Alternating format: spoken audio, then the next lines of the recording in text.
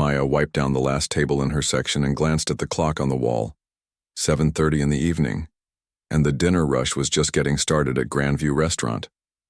She tucked a loose strand of hair behind her ear and straightened, her black apron preparing for what she knew would be another long night. The restaurant was the kind of place where everything cost twice what it should. Crystal glasses that probably cost more than Maya's monthly rent sat on tables covered with crisp white cloth. The ceiling was high, with fancy moldings that caught the warm light from the chandeliers. Rich people came here not just for the food, but to be seen eating expensive meals and talking about their expensive lives. Maya had been working here for almost 2 years now, ever since she started her master's degree in music composition at the university across town. The pay was decent, especially with tips, and the flexible schedule let her attend classes during the day. But some nights, like tonight, she wondered if it was all worth it. She walked to the kitchen to pick up her next order, passing by the grand piano that sat in the center of the dining room. It was a beautiful instrument, black and shiny with ivory keys that probably hadn't been played in weeks. The restaurant only brought in a pianist for special events, and most of the time it just sat there like an expensive decoration. Every time Maya walked past that piano, her fingers itched to touch the keys. She had been playing since she was 5 years old, when her grandmother first taught her to pick out simple melodies on an old upright piano in their tiny apartment. Her grandmother always said music was in Maya's blood, that she had a gift that shouldn't be wasted. "Order up for table 7, called out Tony, the head chef, sliding 2 plates across the pass. Maya grabbed them and headed back into the dining room, weaving between tables filled with people in suits and expensive dresses. Table 7 was a young couple on what looked like a first date. The man was nervous, fumbling with his napkin, while the woman smiled politely at his attempts at conversation. Maya set down their plates with a warm smile. "Here we have the salmon with herb butter and the chicken marsala," she said. "Can I get you anything else right now?" "Actually," the woman said, "could you tell us about that piano? Do you ever have live music here?" Maya glanced over at the silent instrument. "Sometimes for special events, but not usually during regular dinner service." "That's too bad," the man said. "It's such a beautiful piano. Seems like a waste to just leave it sitting there."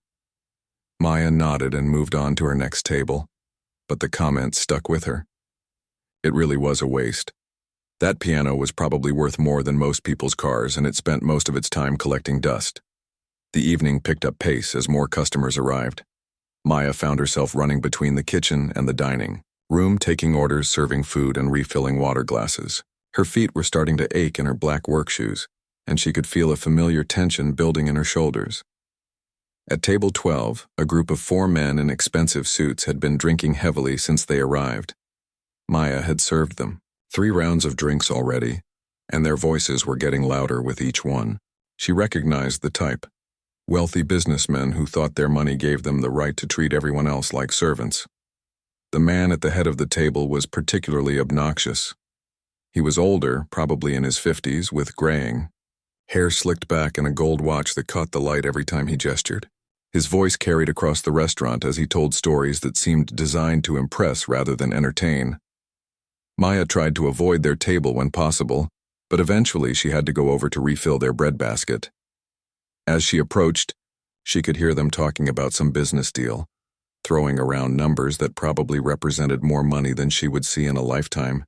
"Excuse me," she said politely, reaching for the empty breadbasket. "Can I get you some fresh bread?" The man with the gold watch looked up at her with eyes that were slightly unfocused from alcohol. "Sure, sweetheart. And bring us another round while you're at it." Maya nodded and headed back to the kitchen, grateful to get away from their table. She had learned to deal with difficult customers over the years, but something about that group made her uncomfortable. Maybe it was the way they looked at her, or the casual dismissiveness in their voices. The kitchen was bustling with activity. Tony and his crew were working frantically to keep up with orders, while servers rushed in and out carrying trays of food. Maya grabbed a fresh basket of bread and 4 more drinks, balancing everything carefully as she made her way back to table 12. "Here's your bread and drinks," she said, setting everything down quickly. "You know," the man with the gold watch said, his words slightly slurred. "You look familiar. Have we met before?" Maya shook her head. "I don't think so, sir. Hmm, he said, studying her face. You sure? You look like someone I know. One of his companions laughed. Richard, you probably saw her on the way in. She's been our server all night. So his name was Richard. Maya filed that information away, though she wasn't sure why it mattered. She was about to excuse herself when Richard spoke again. No, that's not it, he said, snapping his fingers as if trying to remember something. You look like. What's that girl's name? The one who won that piano competition a few years back? You know, the young black girl who played at the symphony hall? Maya's heart skipped a beat. She knew exactly who he was talking about. Keisha Williams, a pianist who had won the Young Artists competition when Maya was still in high school. Maya had been in the audience that night, dreaming of the day when she might perform on that same stage. I wouldn't know about that, sir, Maya said carefully. Oh, come on, Richard said, his voice getting louder. You must know who I'm talking about. Pretty girl, about your age. Played some fancy classical piece that had everyone clapping like crazy. The other men at the table were watching this exchange with interest, and Maya could feel other diners starting to look their way. She needed to end this conversation and get back to work. I really need to check on my other tables, she said, trying to keep her voice steady. Wait, Richard said, holding up his hand. I'm curious now. Do you play piano? The question hung in the air like a challenge. Maya felt her palms getting sweaty. She glanced around the restaurant, noticing that several nearby tables had stopped their conversations to listen. I used to play a little, she said quietly. Richard's face lit up with the kind of smile that made Maya's stomach turn. It wasn't a kind smile or a genuinely curious one. It was the smile of someone who had just found a new form of entertainment. I knew it, he said, slapping the table with his palm. I could tell just by looking at you. There's something about musicians, isn't there, boys? They have this. I don't know, this look. His companions nodded along, though Maya could see that at least one of them looked uncomfortable with the direction the conversation was taking. Well, Maya said, backing away from the table, I should really get back to work. But Richard wasn't done with her yet. You know what I'm curious about? He said, his voice carrying across the restaurant. I'm wondering if you're as good as that other girl. The one from the competition. Maya felt her face getting hot. She could sense the attention of the entire restaurant focusing on her, like a spotlight she couldn't escape from. The conversation at nearby tables had stopped completely, and even the servers had slowed down to listen. I'm sure I'm not, she said, hoping to deflate the situation. She was very talented. Modest too, Richard said with a laugh that sounded more like a bark. I like that. But you know what? I bet you're better than you think. I bet if you sat down at that piano right there, you could show us all a thing or two. Maya's eyes darted to the piano, then back to Richard's face. The challenge in his voice was unmistakable, and she could feel the weight of everyone's expectations pressing down on her like a heavy blanket. Oh, I couldn't, she said quickly. I'm working, and I'm sure the other customers wouldn't want to be disturbed. Disturbed? Richard said, his voice getting even louder. Who said anything about being disturbed? I think everyone here would love a little free entertainment. Isn't that right, folks? He looked around the restaurant and a few people nodded politely, though Maya could tell they were more interested in avoiding conflict than actually hearing her play. The restaurant manager, Mr. Peterson, appeared at Maya's elbow as if he had materialized from thin air. He was a thin man with nervous energy who always seemed to be smoothing down his tie. Is everything all right here? He asked, though his tone suggested he was more concerned about keeping the customers happy than protecting his employee. Everything's fine, Richard said with a wave of his hand. We were just talking to your server here about her musical talents. I was hoping she might favor us with a little performance. Mr. Peterson's eyes darted between Richard and Maya, and she could practically see him calculating how much money Richard probably spent at the restaurant versus how replaceable one server was. Well, he said slowly, I suppose if the other customers don't mind. Maya felt like the ground was shifting beneath her feet. This was really happening.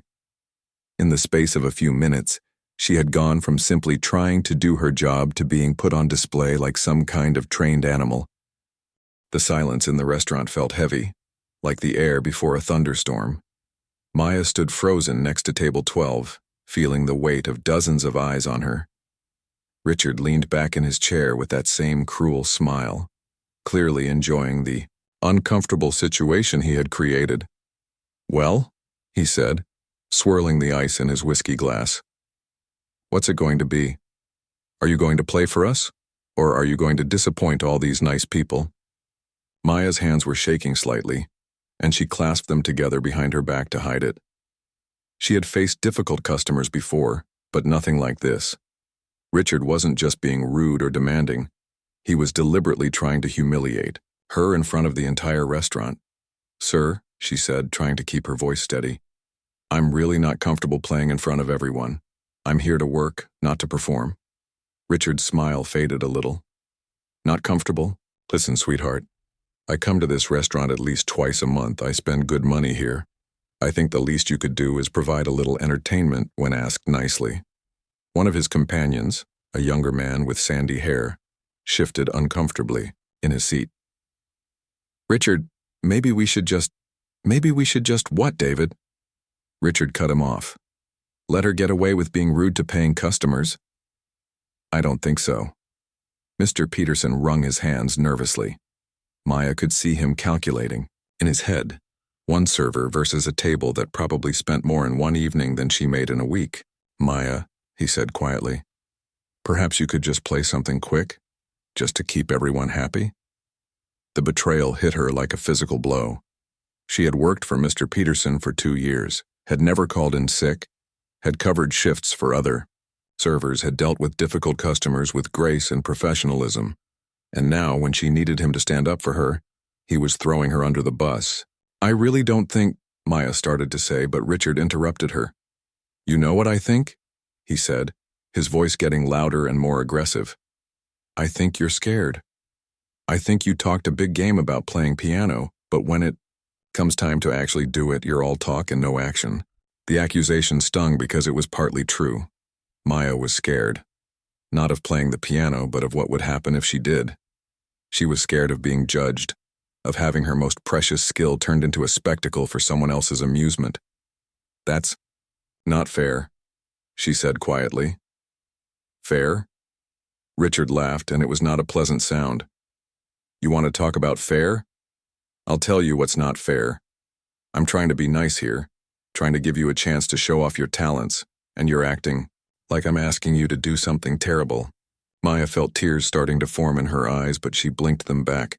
She would not give him the satisfaction of seeing her cry. "Look," said David, Richard's companion, "maybe we should just order dessert and—" "Shut up, David," Richard snapped. "This isn't about you."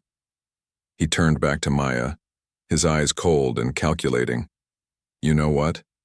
I'm starting to wonder if you can actually play at all.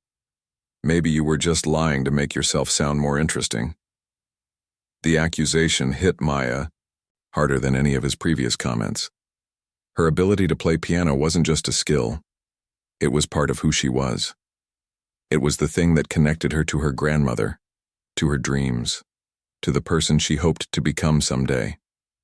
"I wasn't lying," she said, her voice stronger now. "Prove it," Richard said simply.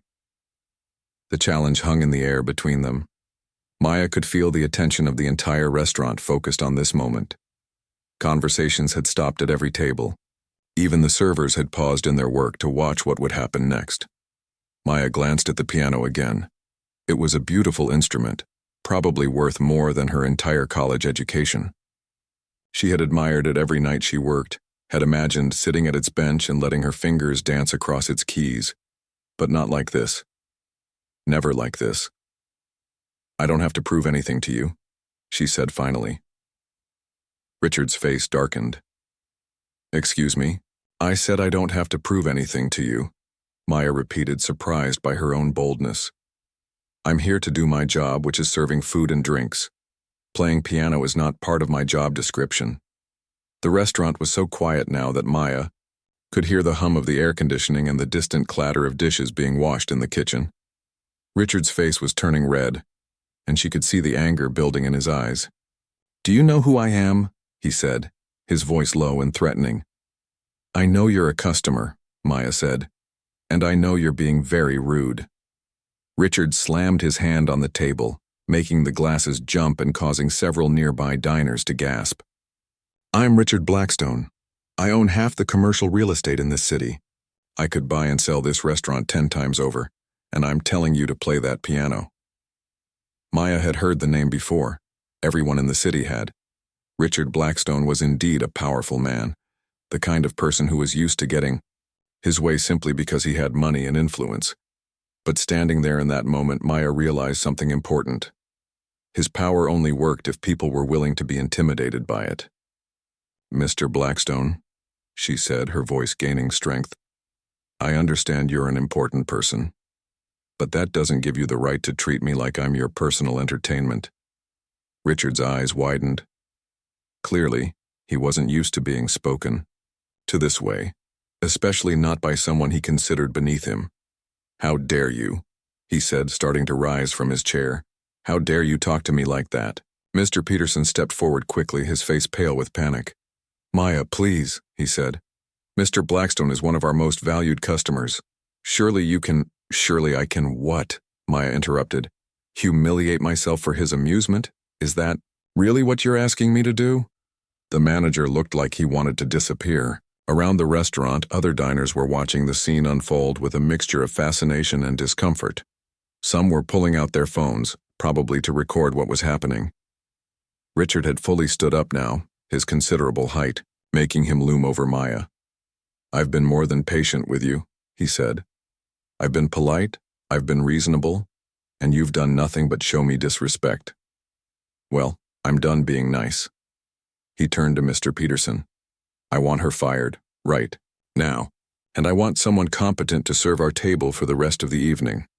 Maya felt like she had been punched in the stomach. She needed this job. Without it, she wouldn't be able to pay for school, wouldn't be able to finish her degree. Her dreams of becoming a professional musician would die right here in this overpriced restaurant. "Mr. Blackstone," Mr. Peterson said, his voice shaking slightly, "perhaps we can work something out. Maya is usually an excellent employee. I'm sure if she just what?" Richard demanded. "If she just does what she should have done 10 minutes ago and plays the damn piano?" Maya looked around the restaurant at all the faces staring at her.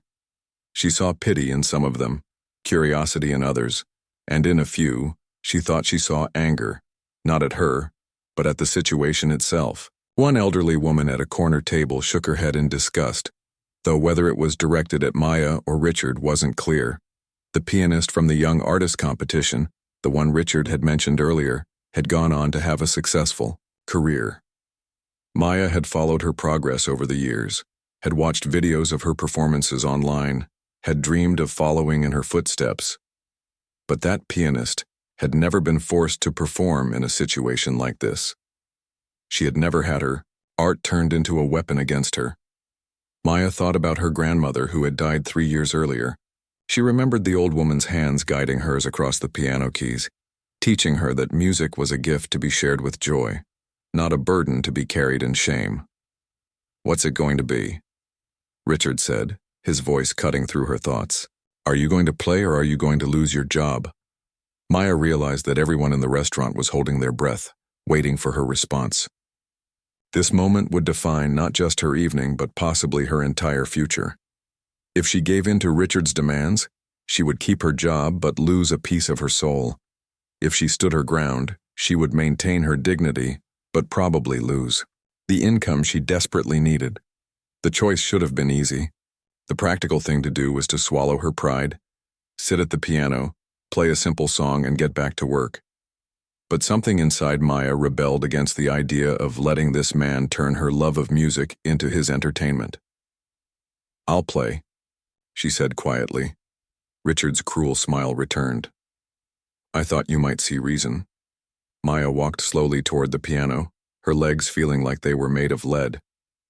Behind her, she could hear Richard saying something to his companions about putting people in their place.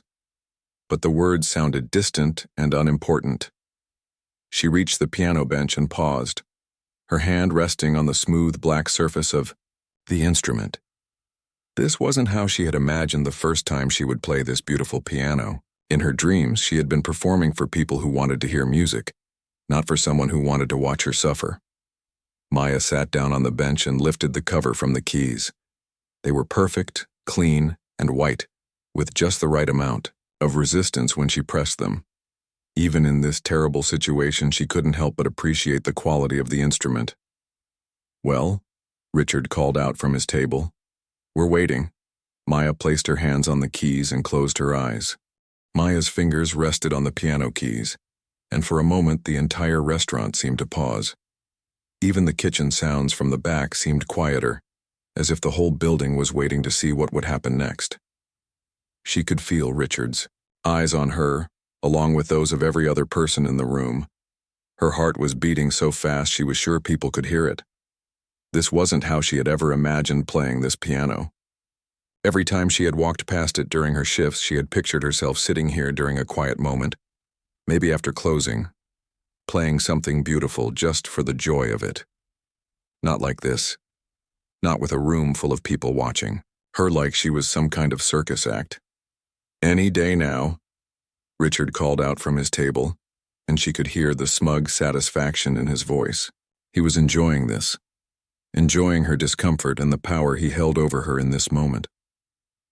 Maya took a deep breath and tried to center herself.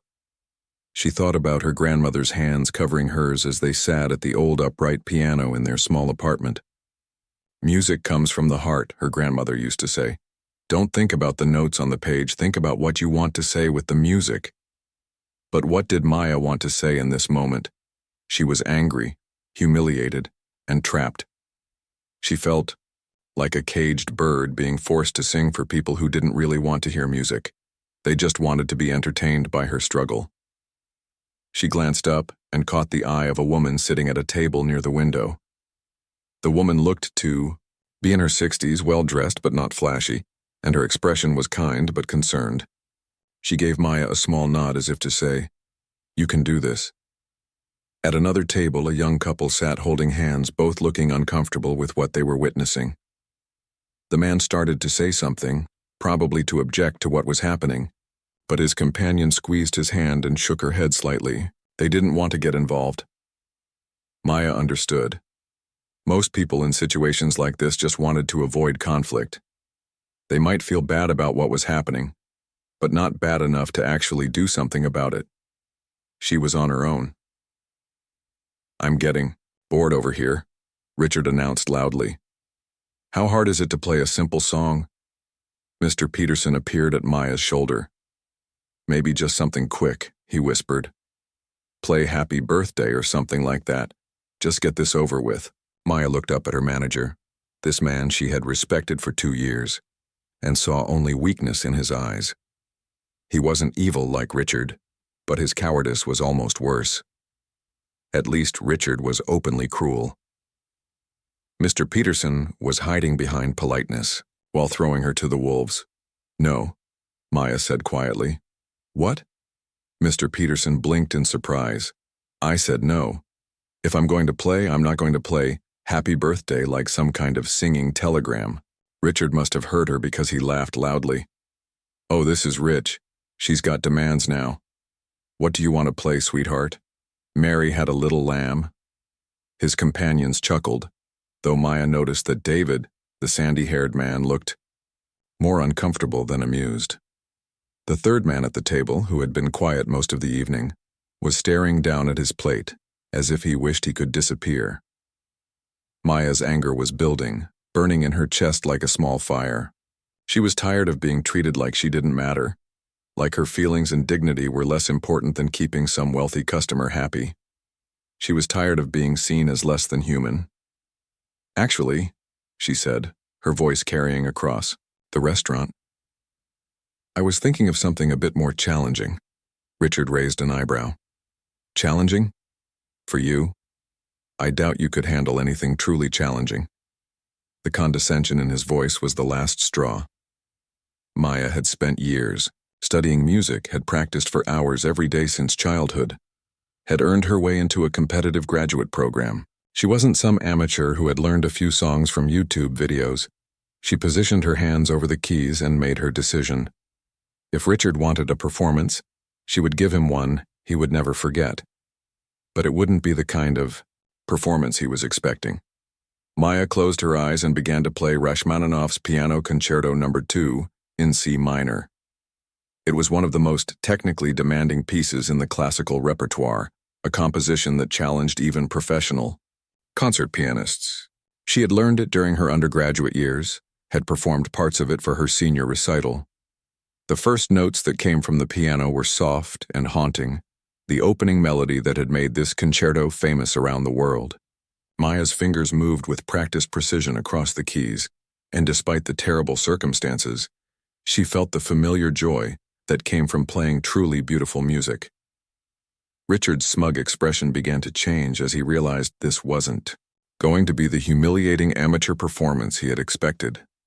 The melody was complex and sophisticated, requiring not just technical skill but deep musical understanding. Around the restaurant, conversations that had been taking place in whispers stopped completely. This wasn't background music or simple entertainment. This was serious classical music being performed at a professional level. Maya let herself get lost in the music. The opening section built slowly, the melody weaving through different keys and dynamics. Her left hand provided a rich harmonic foundation while her right hand sang out the famous melody line. She could feel the music flowing through her, connecting her to something larger than this restaurant, this horrible situation, this man who had tried to diminish her. The technical challenges of the piece required her full concentration. Rapid arpeggios flowed under her fingers, complex rhythmic patterns that had taken her months to master. But muscle memory and years of practice took over, and her hands knew exactly where to go. She opened her eyes briefly and saw that Richard's mouth was slightly open. He had clearly expected her to stumble through chopsticks or maybe a simple folk song. Instead, he was hearing music that belonged on a concert stage, not in a restaurant. The other diners in the restaurant had stopped eating entirely. Forks were suspended halfway to mouths. Wine glasses sat untouched on tables. Even the servers had stopped what they were doing to listen. Mr. Peterson stood frozen beside the piano, his face a mixture of shock and awe. Maya moved into the second section of the piece where the tempo increased and the technical demands became even greater. Her fingers flew across the keys in cascading runs that sparkled like water in sunlight. The music filled every corner of the restaurant, rich and powerful and undeniably beautiful. She thought about all the times people had underestimated her. The high school guidance counselor who had suggested she pursue a more practical career. The college professor who had questioned whether she had the right temperament for serious classical music. The countless customers over the years who had looked right through her as if she were invisible. All of those people had seen her as just another young woman working a service job, someone whose dreams and talents didn't matter. They had judged her based on her circumstances rather than her abilities, just like Richard was doing now. But the music didn't lie. The music was pure truth, and it was telling everyone in that restaurant exactly who Maya really was. The piece continued to build, moving through different emotional landscapes. There were sections of quiet beauty, moments of dramatic intensity, passages that seemed to dance with joy. Maya's interpretation was mature and nuanced, showing not just technical mastery, but deep musical intelligence. Richard's face had gone from smug satisfaction to surprise, to something that looked almost like fear. He was beginning to understand that he had badly misjudged the situation. This wasn't some amateur he could mock and dismiss. This was a serious musician, someone whose talent far exceeded his ability to appreciate or understand. Around the restaurant, people were beginning to pull out their phones, not to text or check social media, but to record what they were witnessing. They seemed to sense that they were experiencing something special, something that would be talked about long after this evening ended. Maya could feel the power of the music flowing through her, connecting her to every great pianist who had ever played this piece. She was part of a tradition that stretched back centuries, a tradition of artists who had used music to express the full range of human experience. The music reached a particularly challenging section, with rapid octaves in both hands that required perfect coordination and enormous physical stamina. Maya's technique was flawless, her timing precise. Sweat beaded on her forehead from the physical exertion, but her concentration never wavered. She glanced up briefly and saw that David, Richard's companion, was leaning forward in his chair with an expression of genuine amazement. Even he, who had been part of this cruel setup, seemed to recognize that something extraordinary was happening. The piece moved toward its famous climactic section, where the piano seemed to sing with a voice, both powerful and heartbreakingly beautiful. Maya poured all of her frustration, her anger, her dreams, and her hopes into those notes. Every feeling she had been forced to suppress during years of serving people who looked down on her came pouring out through her fingertips. This was what Richard hadn't understood when he forced her to play. He thought he was humiliating her, reducing her to entertainment for his amusement. Instead, he had given her a platform to show everyone in that restaurant exactly what she was capable of. The transformation in the restaurant was almost magical. What had started as an uncomfortable confrontation between a wealthy bully and a young server had become something entirely different. Maya's fingers continued to dance across the piano, keys, pulling music from the instrument that seemed to reach into the souls of everyone listening. Richard's face had gone through several changes since Maya began playing. The cruel smile had disappeared first, replaced by confusion, then surprise, and now something that looked almost like panic. He had expected to humiliate a server who probably knew a few simple songs. Instead, he was witnessing a performance that belonged in Carnegie Hall, not a restaurant. The other people at his table were equally stunned. David, who had seemed uncomfortable with Richard's behavior from the beginning, was now staring at Maya with open amazement. The third man, who had been trying to disappear into his seat, had straightened up and was listening intently. Even their fourth companion, who had been mostly silent all evening, was leaning forward with genuine interest. Around the restaurant, the atmosphere had completely changed. Conversations had stopped entirely. Servers stood motionless with trays in their hands, forgotten in the face of what they were hearing.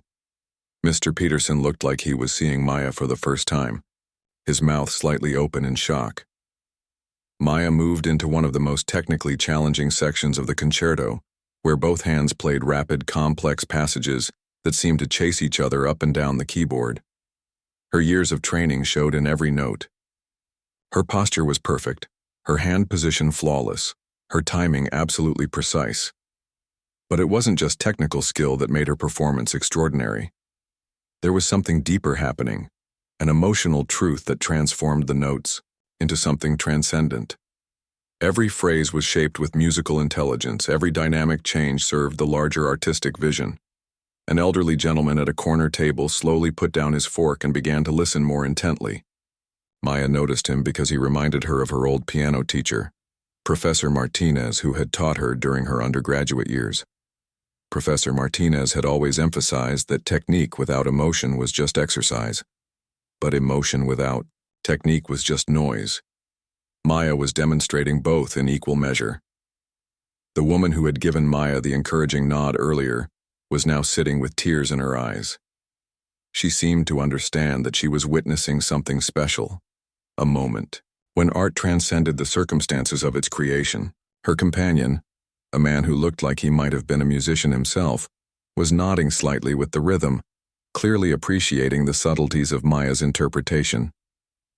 Maya reached the section of the piece that she had always found most challenging, a passage where the melody soared above complex harmonic progressions.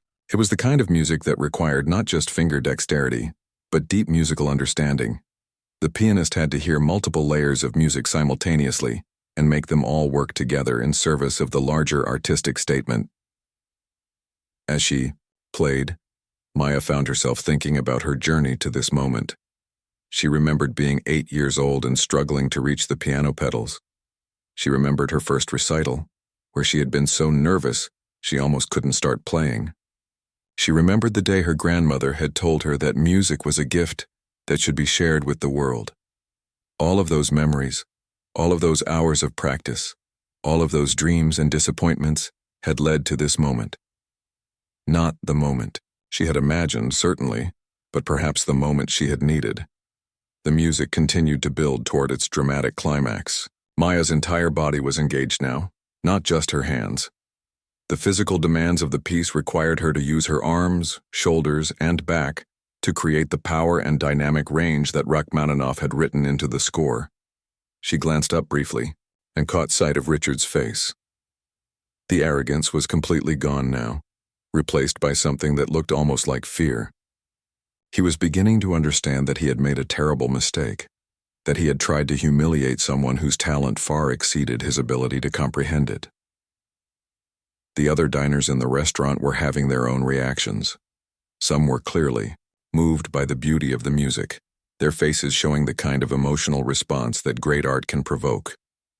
Others seemed more amazed by the technical display, recognizing even without musical training that what they were hearing was extraordinary. Young couple at a table near the piano had stopped their conversation entirely. The woman was holding her partner's hand, and both were listening with complete attention.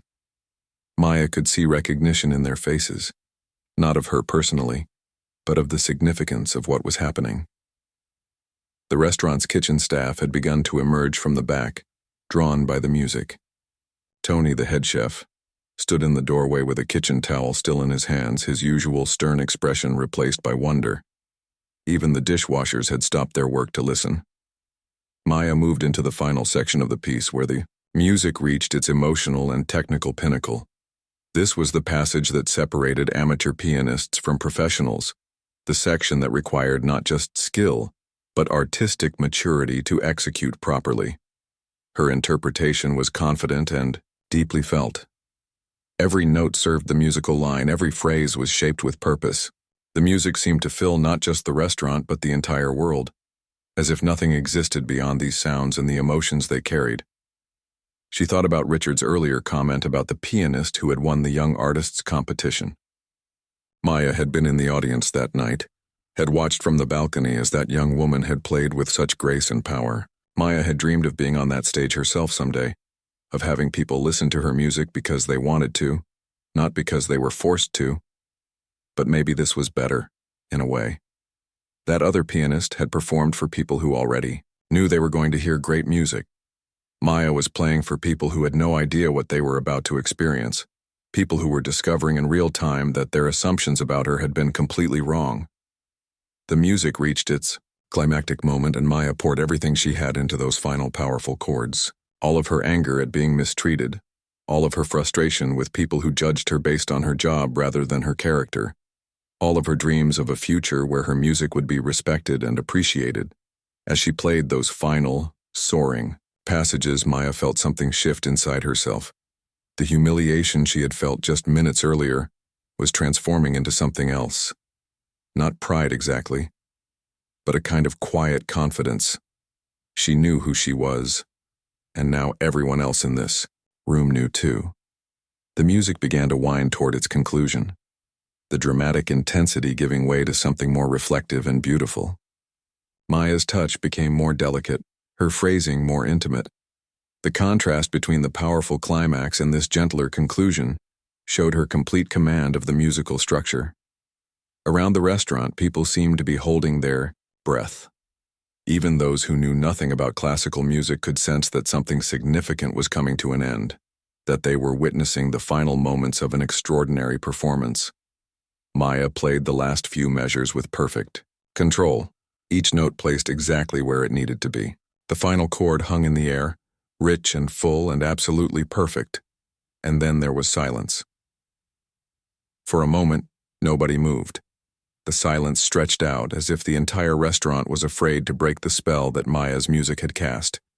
Even Richard sat perfectly still, his face pale and his eyes wide with what looked like shock. Then, slowly, the elderly gentleman at the corner table began to clap. His applause was measured and respectful, the kind of response that great classical music deserves. The woman who had been crying joined him, her applause more emotional but equally sincere. Within seconds, the entire restaurant erupted in applause. Not the polite, obligatory clapping that might follow a mediocre performance, but genuine, enthusiastic appreciation for what they had just witnessed. People were rising to their feet, their faces showing amazement and respect. Maya sat at the piano bench, her hand still resting on the keys, hardly able to believe what had just happened. The applause continued, growing louder rather than fading away. She looked around the room and saw faces that had been looking at her with indifference or pity, just minutes earlier now showing genuine admiration. Even some of Richard's companions were clapping, though Richard himself sat frozen in his chair, his face a mask of conflicted emotions. The applause continued for what felt like forever, washing over Maya like a warm wave. She had never experienced anything quite like it, not even during her college recitals, where the audience was made up of fellow music students who understood what they were hearing. This was different. These were people who had come to the restaurant for dinner and instead had witnessed something they would probably never forget. Maya slowly stood up from the piano bench, her legs feeling a bit shaky. From the adrenaline that was still coursing through her body, the standing ovation continued and she could see phones being held up all around the restaurant as people recorded the moment. She had a brief thought about how strange it was that her most humiliating experience had somehow transformed into her most triumphant one. The elderly gentleman who had started the applause was walking toward her now, his face beaming with genuine pleasure. He was well dressed in a way that suggested both taste and means, and something about his bearing reminded Maya of the classical music world she hoped to enter someday. "That was absolutely extraordinary," he said as he reached her, his voice carrying easily despite the ongoing applause.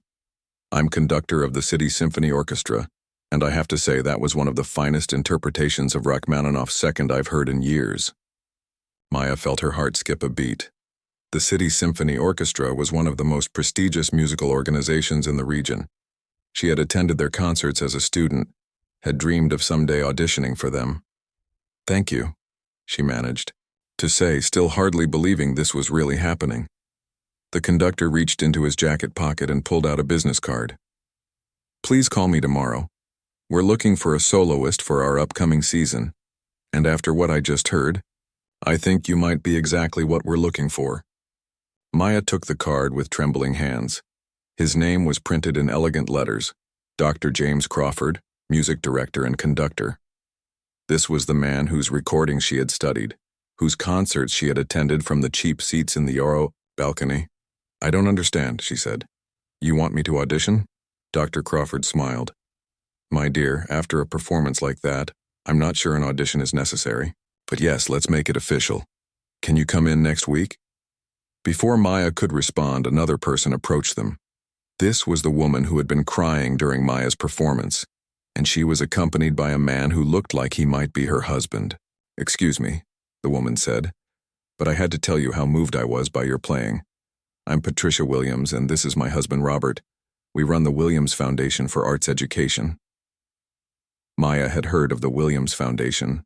They provided scholarships and grants to promising young musicians, helping them pursue their dreams without the burden of crushing debt. "We'd like to discuss establishing a scholarship in your name," Patricia continued. "What you just demonstrated, the way you turned such a difficult situation into something beautiful, that's exactly the kind of strength and artistry we want to support." Maya felt tears beginning to form in her eyes. But these were very different from the tears of humiliation she had fought back earlier. These were tears of joy, of relief, of possibilities she had never dared to imagine.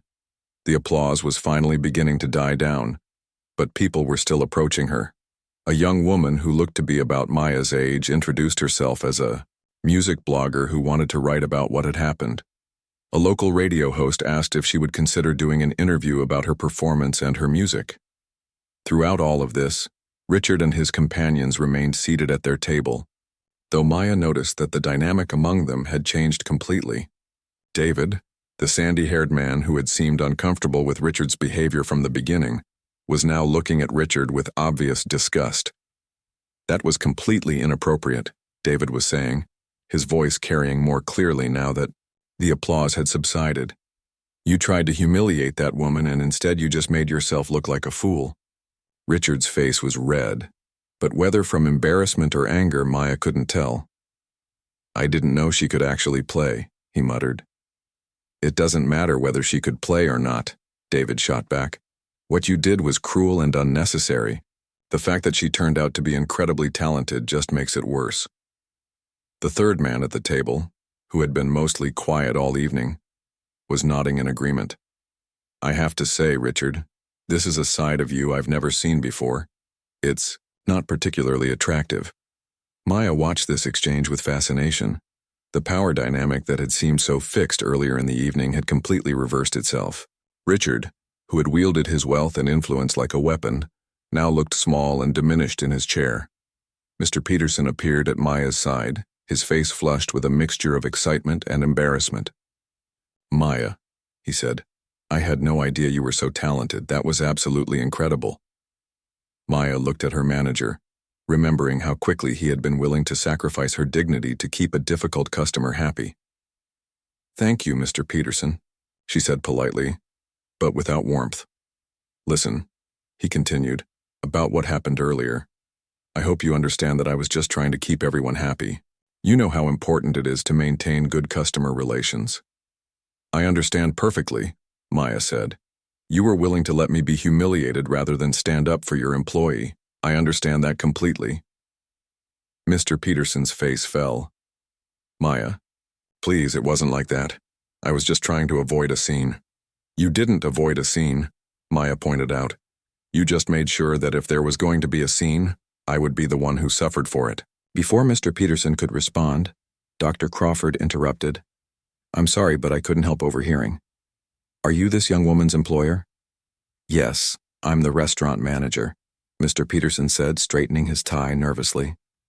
"Then you should know that you have an extraordinarily talented musician working for you. What I just heard would be remarkable in any concert hall in the world." Mr. Peterson beamed as if he had discovered Maya's talent himself. "Yes, we're very proud of her." Maya felt a flash of anger at his attempt to claim credit for her abilities. "Actually, Mr. Peterson, I don't think the restaurant had anything to do with my musical training." Dr. Crawford seemed to sense the tension in the exchange.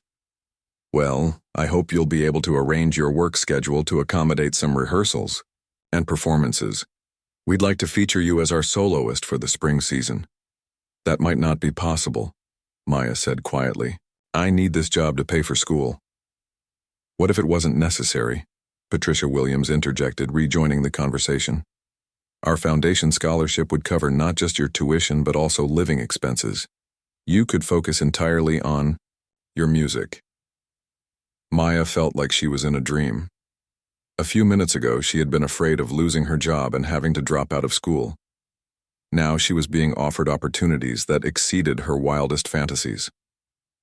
"I don't know what to say," she said honestly. "Say you'll think about it," Dr. Crawford suggested kindly. "And please do call me tomorrow. I'm serious about wanting to work with you."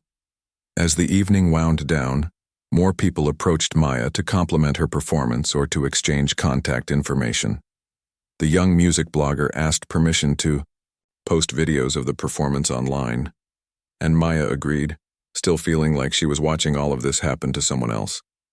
Richard and his companions were preparing to leave, and Maya noticed that the group dynamic had completely shifted. David and the other two men were walking ahead, while Richard trailed behind, clearly no longer the center of attention he had been earlier.